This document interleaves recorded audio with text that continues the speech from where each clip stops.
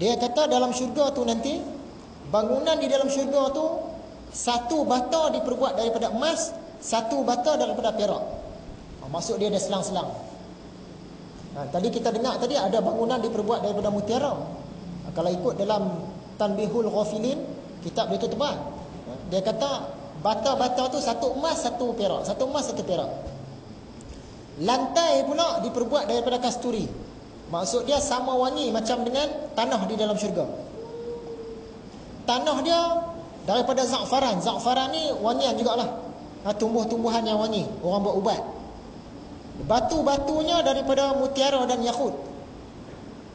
Siapa yang masuk dalam syurga, dia tak akan rasa susah, dia kekal hidup selama-lamanya, baju dia tak boleh rosak dan muka dia tak berubah. Dia tak akan jadi tua. Masuk syurga tak akan jadi tua. Kemudian dalam kitab ini juga dikatakan bidadari itu diperbuat daripada 4 bahan. Yang ni bidadari syurga, bukan isteri-isteri di dunia yang jadi ketua bidadari. Bidadari syurga. Satu diperbuat daripada misk, daripada kasturi. Satu lagi daripada ambar. Ambar ni pun wangian juga. Satu lagi diperbuat daripada kafur. Satu lagi daripada za'faran. Maksud dia bidadari syurga ni diperbuat daripada 4 bahan. Semua bahan-bahan ni wangi.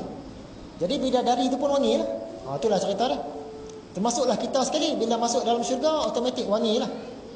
Tanah wangi, pasangan-pasangan wangi, rumah wangi, lantai dalam rumah wangi. Jadi semua wangi.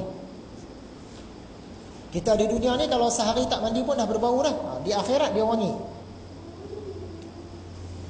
Kemudian Imam Abu Lais dia petik kata seorang ulama, ya, mujahid. Dia kata bumi dari dalam syurga ni diperbuat daripada emas.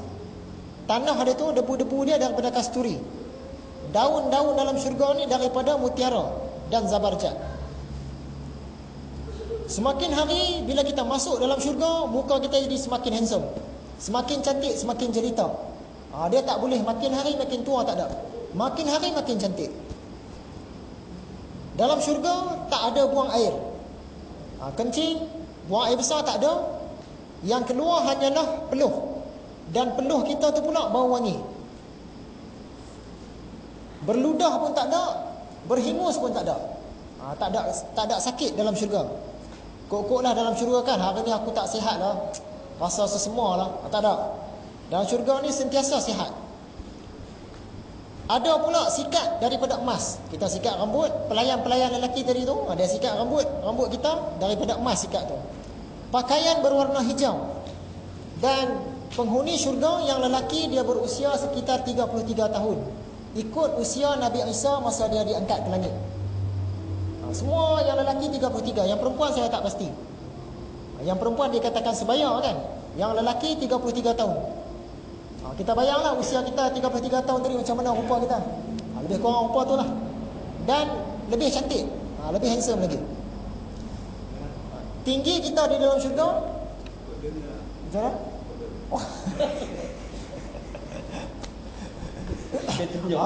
Ada soalan daripada pakcik kita, rokok daun ada tak dalam syurga? Dia apa saja pun ada. Bila kita masuk dalam syurga tu, rokok daun pun kita lupa dah. Macam saya beritahu kita lah. Kan ulama cerita, satu orang ni dia masuk dalam syurga, dia duduk makan buah. Bertahun-tahun duduk makan buah. Sebab dia rasa sedap sangat, dia terlupa nikmat-nikmat yang lain sampai malaikat datang tegur. Yang ni cerita ulama. Sahih dia saya tak pasti.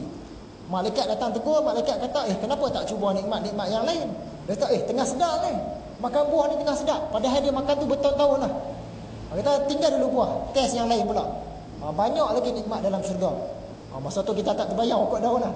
Sebab sedap sangat dalam syurga.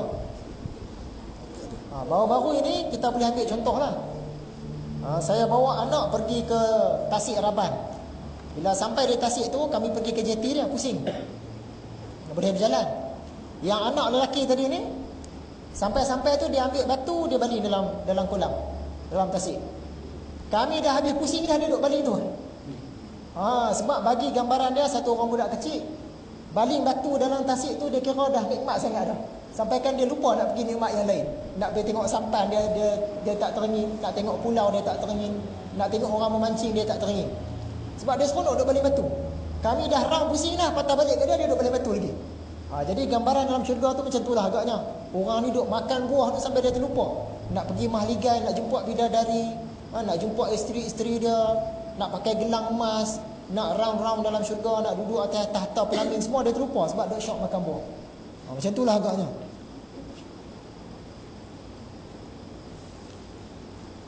Tinggi kita di dalam syurga mengikut Tanbihul Ghafilin 60 hasta, iaitu ketinggian Nabi Adam. 60 hasta. Satu hasta satu lengan. 60 ni. Tu kita punya tinggi. Besarlah kita. Besarlah. Tak ada orang yang pendek dah. 60 hasta. Dan dikatakan di tubuh kita ni tak ada rambut-rambut dah. Tak ada bulu-bulu dah kecuali di kepala saja. Janggut pun tak ada. Kata kitab Tanbihul Ghafilin. Misai, bulu ketiak semua tak ada. Ada rambut saja. Yang lain tu semua lincin. Jadi begitulah hebatnya gambaran di dalam syurga. Dan sedar tak sedar, sebenarnya kita sekarang ni sedang duduk dalam salah satu daripada taman-taman syurga, iaitu majlis pengajian. Kan Nabi Muhammad bagi tahu, majlis-majlis yang macam ini sebenarnya ialah salah satu daripada taman-taman syurga. Tapi kita tak rasa nikmat dia lagi sebab Tuhan hijab. Kalau Tuhan tak hijab, sekarang ni kita tengah duduk dalam syurga ni, kita pun terleka lah seronoknya syurga. Tapi Tuhan masih hijab, dia tak angkat hijab tu lagi. Sebab kita pun tak mati, hari kebangkitan semula pun belum berlaku lagi. Nak lintas titian sirat pun belum lagi. Sebenarnya ni dah sebahagian daripada taman-taman syurga. Cuma kita ni tak diangkat hijab saja.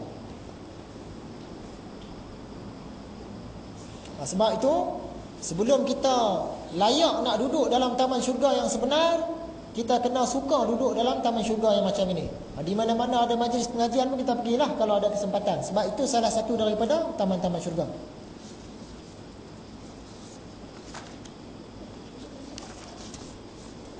Baik, habislah kisah gambaran syurga mengikut Al-Quran dan hadis. Bagaimana dengan agama-agama lain? Agama Kristian macam mana? Dia percaya tidak tentang syurga? Dia percaya ke tak percaya ke, tapi dalam kitab Bible dia tu memang ada ditulis tentang syurga. Kita tengok bagaimana gambaran syurga mengikut Bible, ataupun dalam bahasa Melayunya disebut Alkitab. Sama tak dengan syurga kita, syurga orang Islam?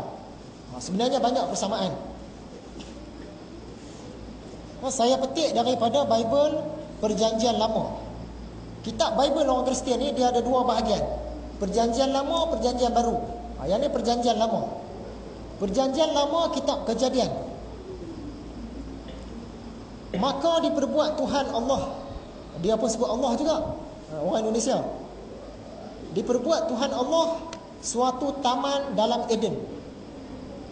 Satu taman dalam Eden di sebelah timur.